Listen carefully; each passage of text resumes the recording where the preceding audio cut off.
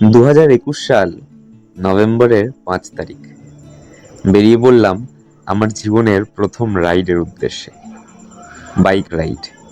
চললাম নর্থ বেঙ্গল।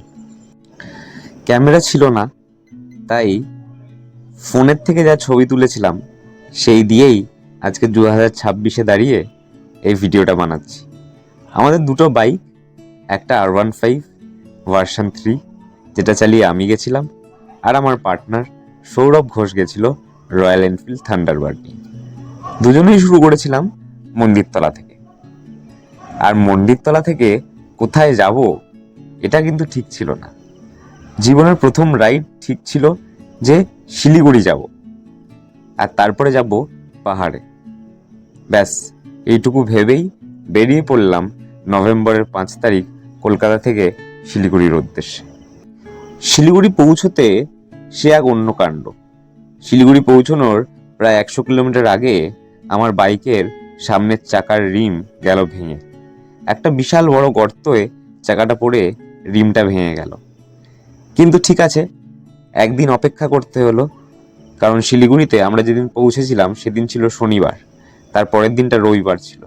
তাই রবিবার আর কোনো কাজ হয়নি। সোমবার দিন কাজ করিয়ে একবারে বিকেল 5:30টার সময় বেরিয়ে পড়লাম শিলিগুড়ি থেকে কার্শিয়াংয়ের উদ্দেশ্যে। কার্শিয়াং পৌঁছতে রাত 8:30 বাজলো। আমরা কার্শিয়াং ট্যুরিস্ট লজে ছিলাম।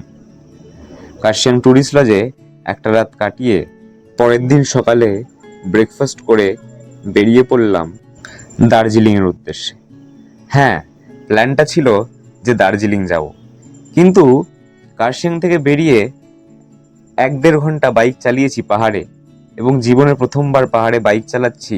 একটা অদ্ভুত অনুভূতি, এবং সেই অনুভূতিটায় ঠিক যখন আনন্দটা পাওয়া শুরু করেছি, পাহাড়ে বাইক চালানোর মজাটা যখন পাচ্ছি, তখনই দেখছি বোর্ডে লেখা আছে দার্জিলিং 10 কিলোমিটার।